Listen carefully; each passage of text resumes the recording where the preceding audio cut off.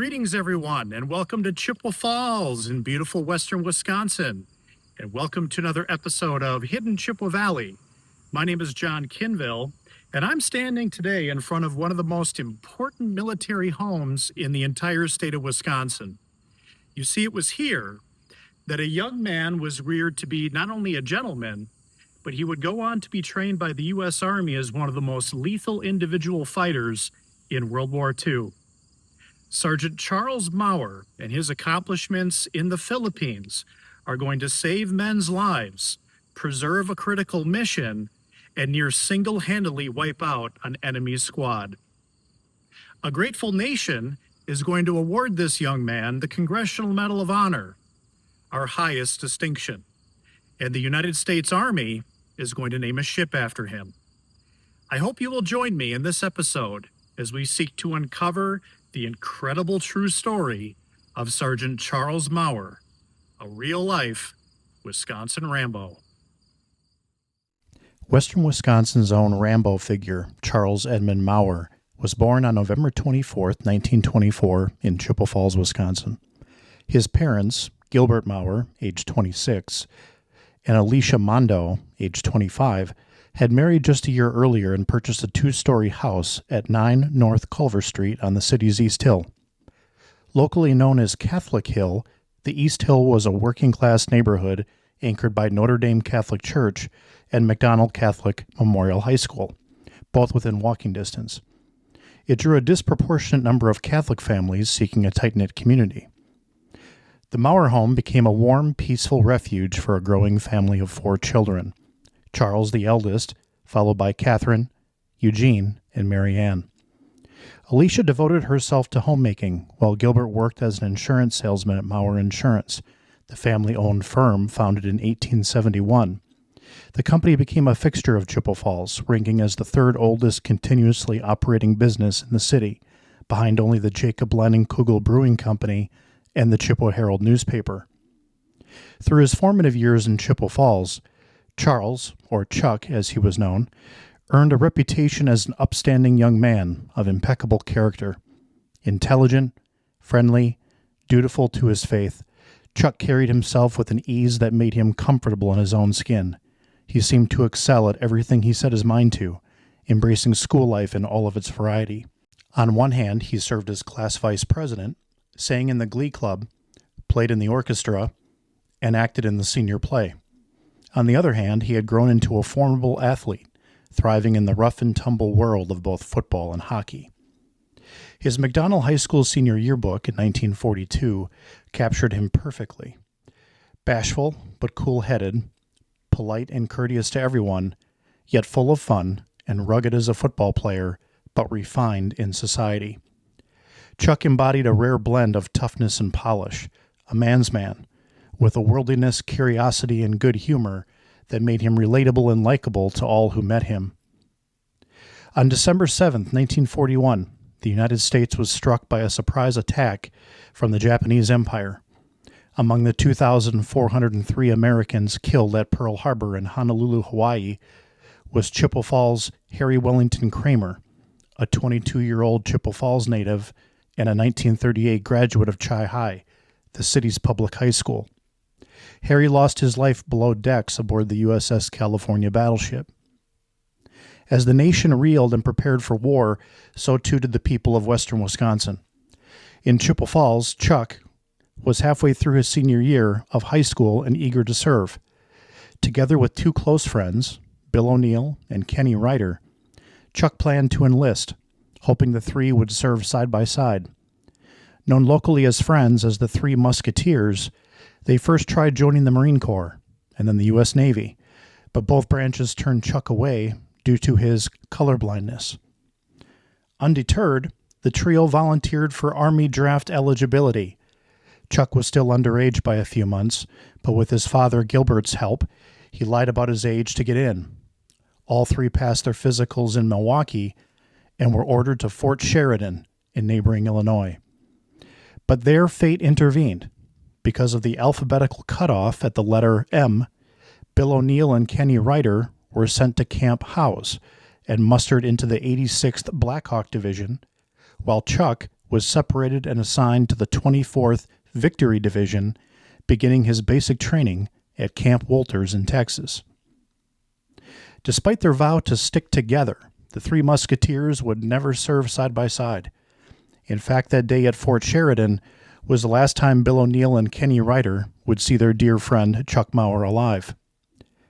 In the spring of 1943, Chuck Mower began basic training at Camp Wolters, near Mineral Wells, Texas, about 50 miles west of Fort Worth and Dallas.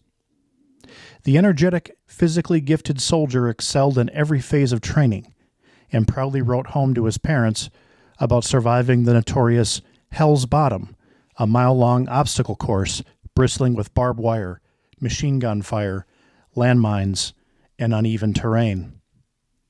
Chuck even boasted that he had outrun the unit's lieutenant on the course, noting that officers were required to tackle it as well. To reassure his mother, Alicia, he downplayed the dangers. "Mom, I got my hands and legs scratched up, but otherwise I'm all right." He also assured her of his steady ongoing religious faith, writing, "I have also said 5 rosaries and have taken communion for you 3 times. For Mower, Army life came naturally, most like anything else in his life. His mental toughness and physical ability marked him as an elite soldier, earning the respect of both peers and superiors. Shortly after completing boot camp, Chuck was promoted to private first class. By the summer of 1943, Private First Class Chuck Mower entered the Pacific Combat Zone by way of Pearl Harbor, Hawaii, joining the 24th Infantry Division stationed in the New Hebrides Islands of the South Pacific, known today as Vanuatu. The roughly 15,000-man division was a build-up force, training for deployment in the island-hopping campaign that would serve vital Allied military supply routes to eventual Japan. Within the division, Mower was assigned to the 34th Infantry Regiment, a force of about 3,000 soldiers. There, he and his comrades endured relentless training, including jungle warfare, amphibious landings, weapons marksmanship, night combat operations, and communications and unit coordination, including fieldcraft and survival skills, and lessons in local culture and language. Mower proved to be both a quick study and an eager learner. Armed with a Browning automatic rifle, or BAR, Mower served as one of the regiment's BAR men. This gas-powered, air-cooled weapon used a 20-round magazine and fired the powerful 30-06 cartridge. Japanese forces often singled out these BAR men because of the devastating firepower they could bring to bear if left unchecked. Chuck loved the weapon and proved to be a deadly accurate shot with it. Weighing around 20 pounds, the BAR could be fired off its bipod, or standing from the hip for close-range suppression. For Mower, it was the perfect blend of precision and raw power, and it became his signature early in his career on the battlefield. For Chuck, jungle life came naturally. In letters home, he described blazing new trails through dense vegetation in the jungle, hacking through the tall grasses by hand. He mastered the art of staying dry in the relentless tropical rains, learning how to keep his tent well-drained and habitable. He even developed tricks to avoid mosquitoes, never bathing or showering after 6:30 p.m., and always sleeping under a mosquito net. Mower recounted occasional hunts for saltwater crocodiles, ensuring his unit wouldn't be defenseless in murky island waters. He even improvised ways to catch food, once using a hand grenade to kill fish rather than relying on rod and tackle. While many soldiers struggled with the harsh conditions, Chuck adapted quickly and reassured his family home that at every turn, "Not to worry about me, I'm just fine." After the Army was satisfied with the 34th Infantry Regiment's training, Chuck Mower and his unit sailed to Camp Rockhampton in Queensland, northeastern Australia. The assignment was largely meant for rest and recuperation following the rigors of the New Hebrides. Chuck made the most of his furlough, taking the 740-mile train ride south to Sydney. In December of 1943, during a visit to the Sydney Glaciarium, an indoor ice skating rink, Chuck's life took an unexpected turn. While the details of their first encounter remain partly unknown and left to history, it was here that he met Yvonne, an 18-year-old Australian brunette. According to a letter Yvonne later sent to Chuck's sister Catherine, the meeting began with Chuck noticing her struggling on the ice, and he skated over to her to assist. Introducing himself as Charles, he immediately struck up a conversation, and the two hit it off at once. Yvonne was captivated by his warm charm, effortless poise, quiet confidence, and strikingly handsome features. Similarly, Chuck was smitten by Yvonne's striking beauty, her educated persona, and her fun-loving, free-spirited energy. The pair was head over heels for each other, a genuine love at first sight. Yvonne Bartlett Hawes was born on June 26, 1925, in a western suburb of Sydney, Australia. By 1941, she was enlisted as a civil servant for the Australian government, working as an office assistant in the accounts department of the Chief Secretary's office for the state of New South Wales. She earned £566 per year, or roughly $40,000 a year in today's U.S. dollars. Similar in age, demeanor, and temperament, Yvonne and Chuck hit it off immediately, becoming inseparable during the remainder of Chuck's furlough. They shared a spiritual closeness as well.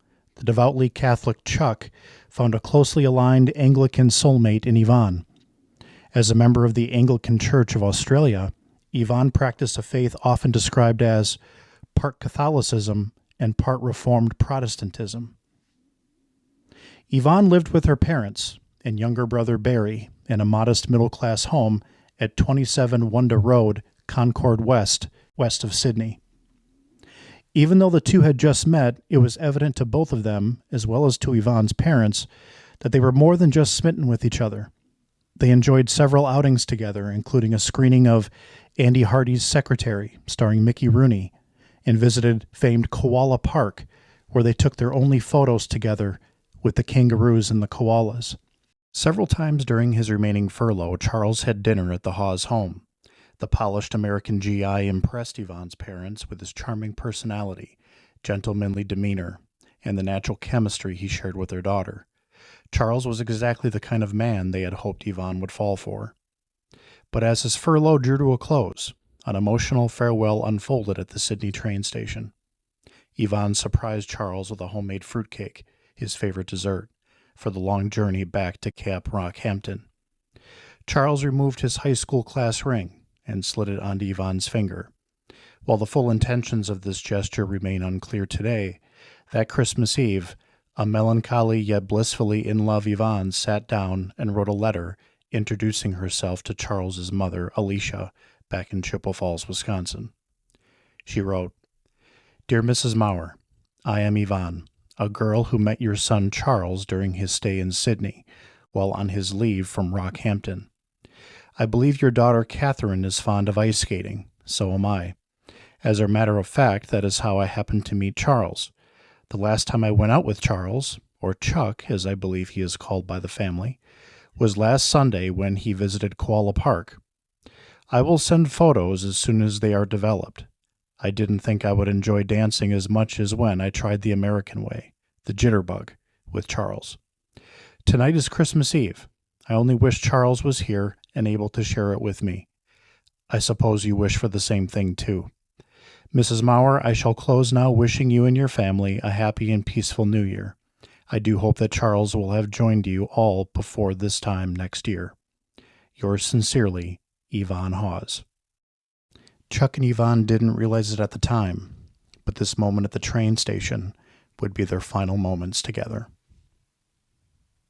By January 1944, Chuck had returned to his unit with his furlough over as the U.S. Army's 34th Infantry advanced to the island of Papua New Guinea. There, Chuck and the 34th saw their first combat operations along the northern coast near the village of Sidor. The Allies aimed to neutralize Japanese forces in the area and secure vital airfields needed to transport supplies and reinforcements for the slow march towards Japan. The Battle of Sidor began with U.S. soldiers landing on the beaches and engaging in intense jungle combat against entrenched Japanese forces. The 10-day battle proved largely one-sided.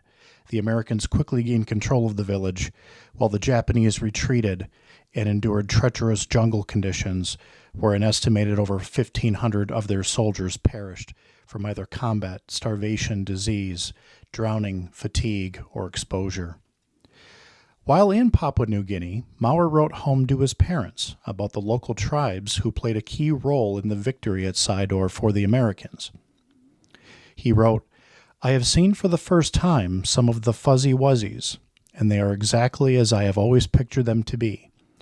They like to salute us when we walk by, so we give them a special salute right back. They seem to really enjoy it." The term Fuzzy Wuzzy was first coined by English author and poet Rudyard Kipling, describing the Tifa hairstyles worn by the indigenous people in Africa and the South Pacific. Australian soldiers later nicknamed the Fuzzy Wuzzy Angels in recognition of their loyalty, service, and sacrifice, which were instrumental in helping the Allies extract Japanese forces from their islands. While the term is now widely considered racially and culturally insensitive, that was not the context in which men like Mower used it during World War II. In fact, Chuck credited the tribesmen for helping build a religious hut for the GIs, constructed from local logs. Chuck found the South Pacific incredibly beautiful. He frequently wrote about the crystal-clear waters, the pristine sandy beaches, and lush coconut and banana trees heavy with fruit. In his free time, when he had it, he devoured any reading material he could get his hands on, especially newspaper clippings and magazines.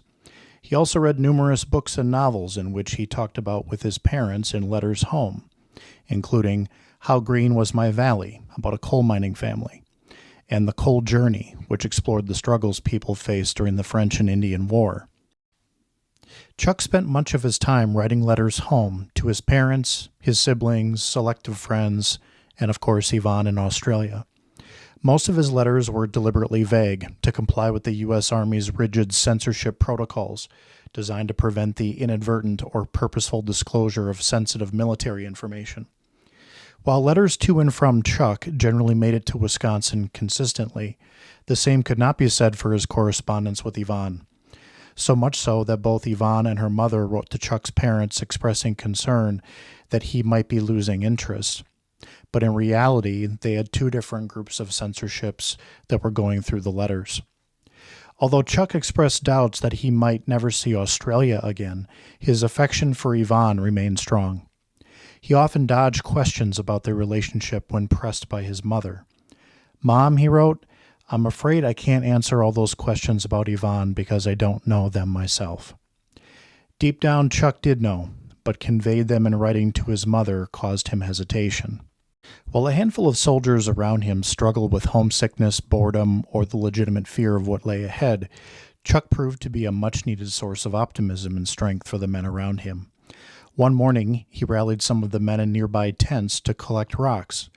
Their mission was to create a decorative landscaping design, including the planting of small banana trees within the arrangement. They topped off their creation with a sign reading, "Sloppy Joe's Hamburger Joint," which they placed on a pole near the entrance. Their make-believe tent restaurant became such a hit in amusement and camaraderie that it brightened the spirits of almost the entire camp. As war headlines from the South Pacific reached Wisconsin, Chuck's mother naturally expressed concern for his safety. As always, Chuck reassured her, "Say, Mom, I'm afraid you're worrying a little bit too much about me. It really isn't so tough over here.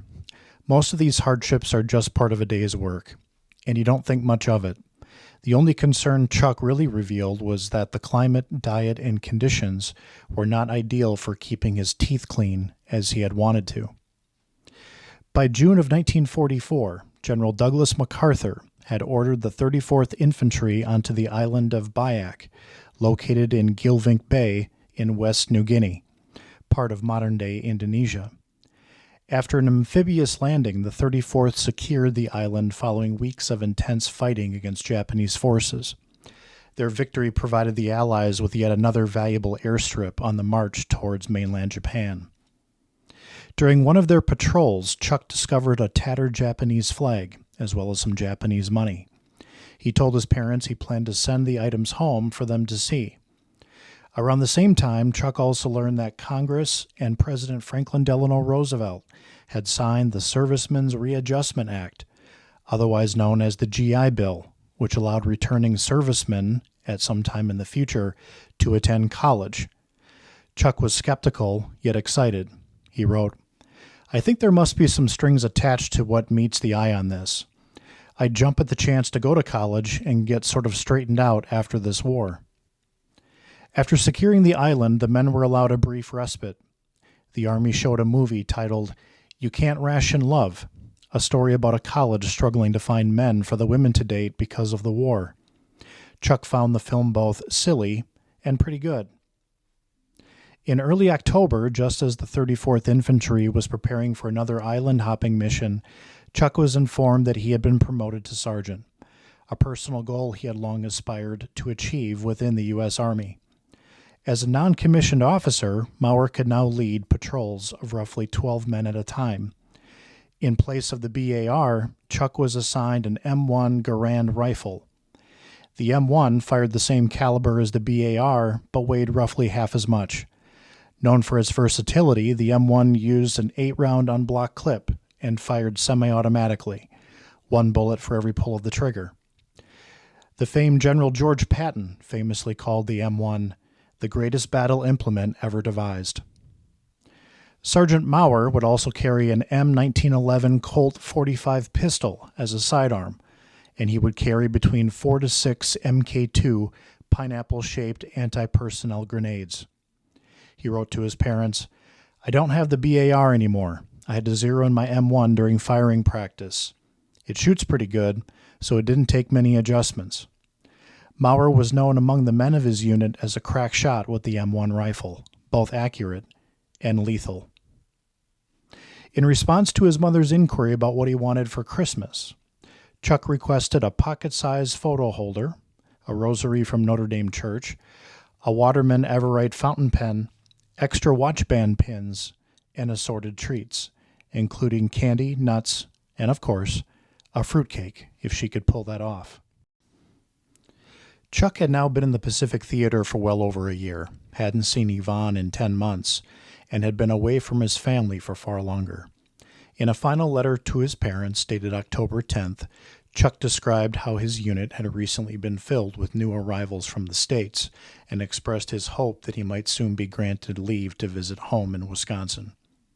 He also asked his mother about the progress of the war in Germany, as neither he nor any of the other soldiers had heard any recent news.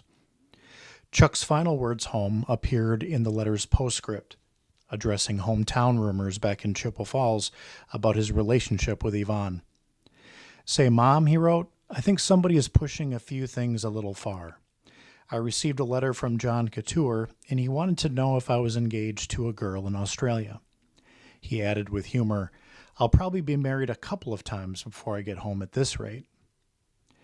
10 days later, on October 20th, General Douglas MacArthur made his famous return landing in the Philippines, fulfilling his prior vow, "I shall return," after being forced to evacuate the area over 2.5 years earlier. His amphibious landing at Red Beach secured the city of Palau on the Gulf of Leyte. The Philippines were a crucial target for the Allies, serving as a Japanese gateway for essential rubber and petroleum shipments, fueling their war machine. The 34th Infantry, along with Chuck Mower, would arrive days later, and what would become known as the Battle of Leyte, that 34th Infantry's mission was to assist in the ground removal of Japanese forces entrenched west of Palau. Over the next couple of weeks, Chuck and the 34th Infantry endured significant firefights and skirmishes along the way. Eventually, they successfully advanced west through several northern Leyte provinces, making their way deep into Capucan province. By early November, they had secured the coastal villages of Caragara and Balud. On a hot and humid Friday morning, November 3rd, 1944, Mower's battalion commander, Lieutenant Colonel Thomas Clifford, ordered his men to advance west out of Balud at 7 a.m. Their objective was to secure a 4-mile stretch between the towns of Balud and Pinamopoan. The terrain was unforgiving going west. including ridges, hills, valleys, streams, and dense jungle provided ample cover for enemy forces. The 33-year-old Clifford was built for this. A stern, serious, and uncompromising West Virginian, he had come under enemy fire at Pearl Harbor on December 7, 1941. Described as both grim and humorless, yet naturally relatable to the men, Clifford's tall, rangy, barrel-chested physique made him easily recognizable. A married father of one and a former All-American center at the U.S. Military Academy, he earned near universal respect for his willingness to risk his own life, his exceptional endurance, and his relentless drive to overwhelm the enemy. The men nicknamed him Hell-Roaring Jock, as he moved with precision, speed, and force like a football star executing a play. Clifford was exactly the kind of leader that Chuck Mower was built for and could relate to. By 7:55 a.m., Clifford's men had reached Capucon and secured it within minutes. At 8:30 a.m., U.S. soldiers continued west along the coastal road. At 8:45 a.m., approximately 1,000 yards or a half a mile outside Capucon, Company B, the lead unit, was attacked by roughly 100 Japanese soldiers entrenched on a ridge on the south side of the road. Company B fell back while Lieutenant Clifford called in artillery from the 63rd Field Artillery Battalion to neutralize the enemy positions.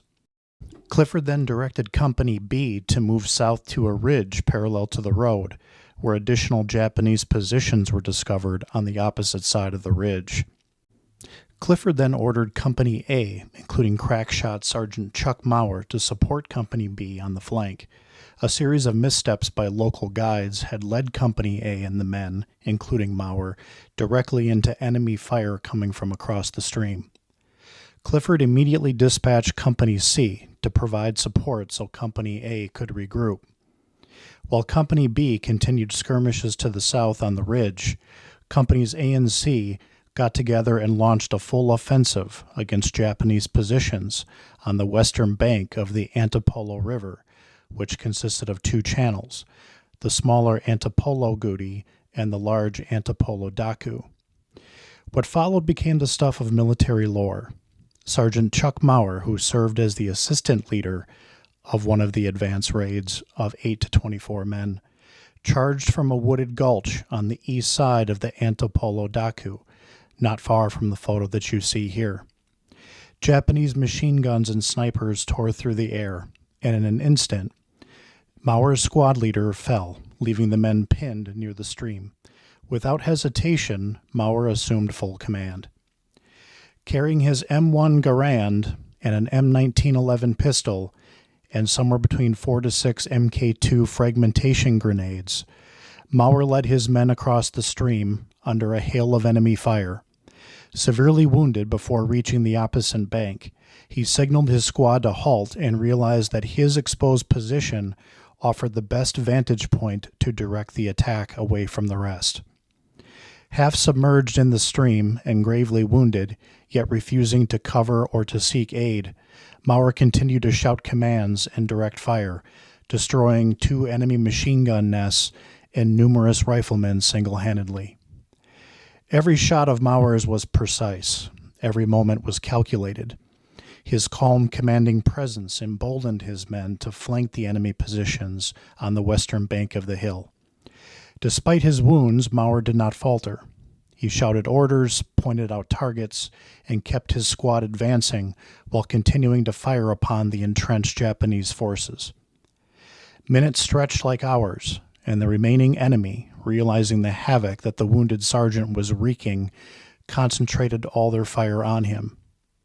Sergeant Chuck Mower took his final breath and collapsed into knee-to-waist-high water after being hit by several shots. His squad pressed on, and along with the others from Company C, eliminated the last machine gun nest and secured the rest of the gulch. Meanwhile, the 63rd Field Battalion finished off the threat to Company B on the opposite side of the ridge south of the road. Chuck's comrades, still on heightened alert and in their positions in the gulch by the stream, remained vigilant in the jungle and removed his lifeless body out of the water into the riverbank as soon as they had a chance. All they could do was try to make sense of everything that had just unfolded.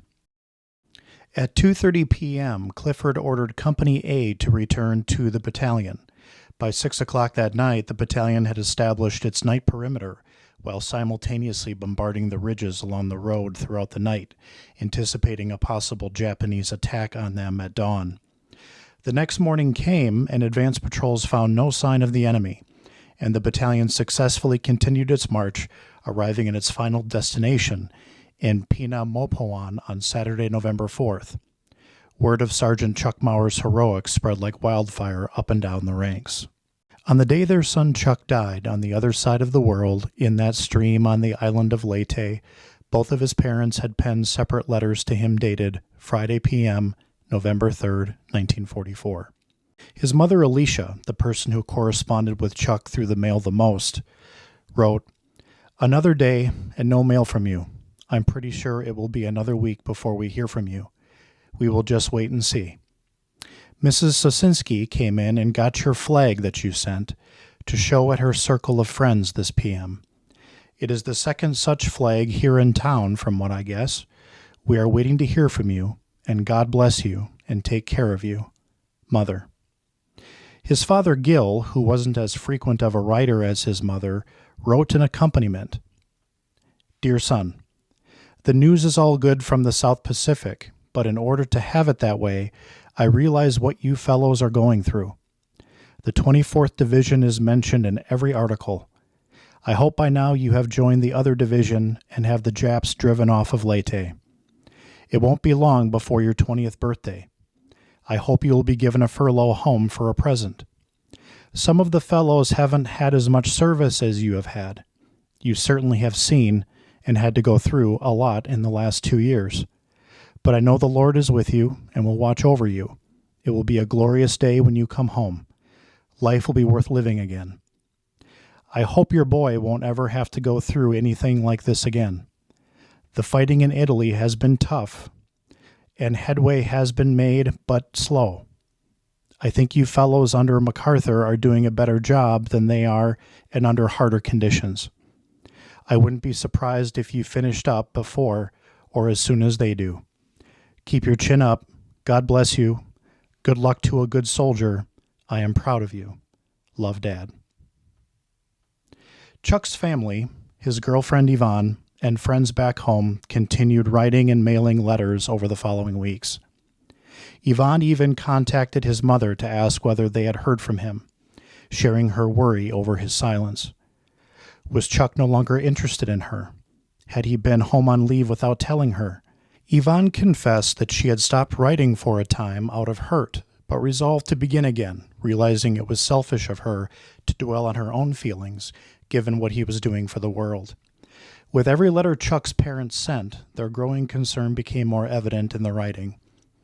And then on a chilly Wednesday afternoon, on December 6, 1944, a Western Union telegraph courier arrived at the Mower family home at 9 North Culver Street on the East Hill in Chippewa Falls, Wisconsin.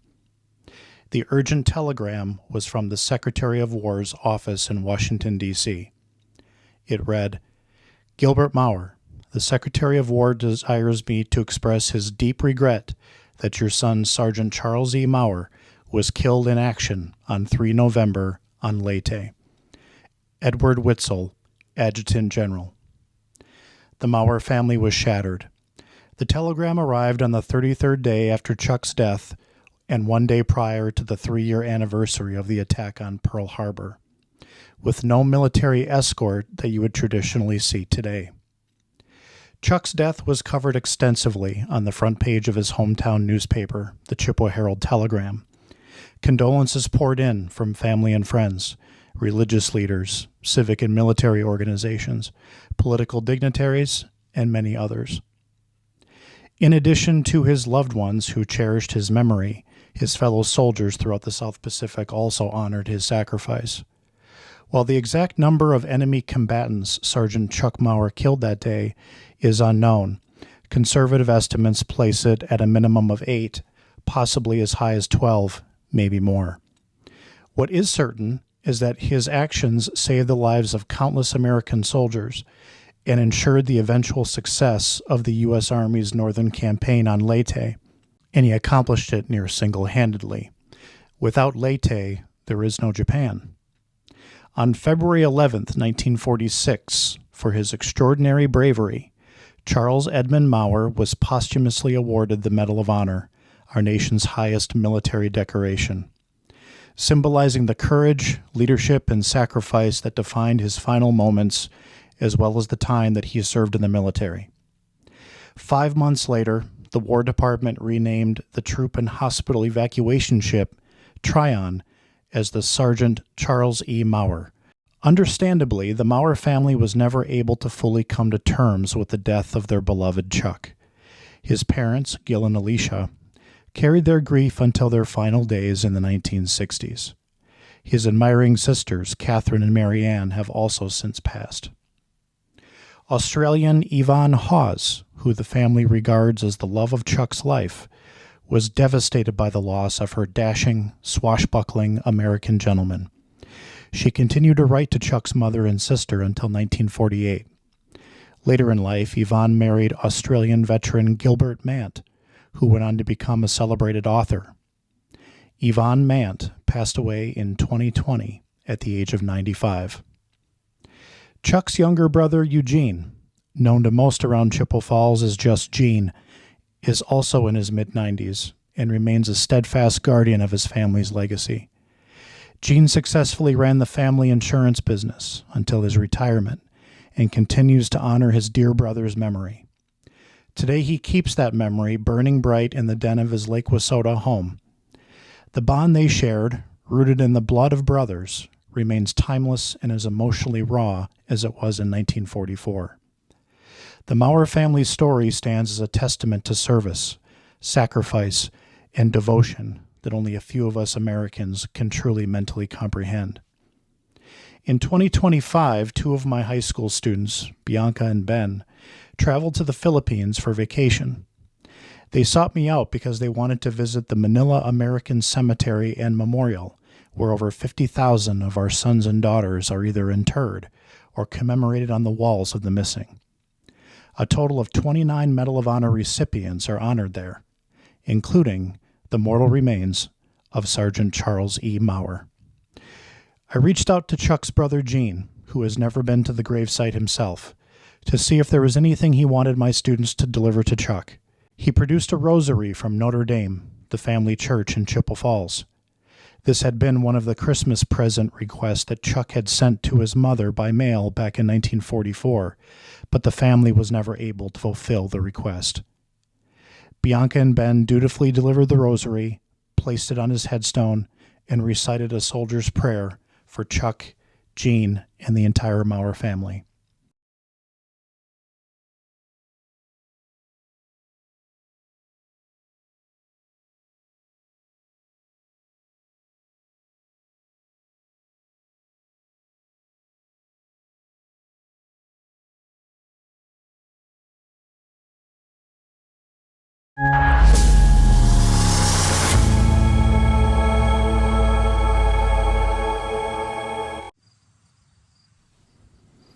In Hope Catholic Cemetery on the East Hill of Chippewa Falls, and not far from where he grew up, Chuck's name is listed on the family headstone that marks the graves of his family. This cenotaph is a reminder that even though Chuck Mower never made it home to his beloved Chippewa Falls, he will always be near and dear to his family and our community. Thank you for joining me on this special episode of Hidden Chippewa Valley. I would like to personally thank the wonderful folks at the Chippewa Area History Center who currently house all of his artifacts, as well as the Mower and Sullivan families for contributing to this project. You see, together we become witnesses to the past and we keep their stories alive.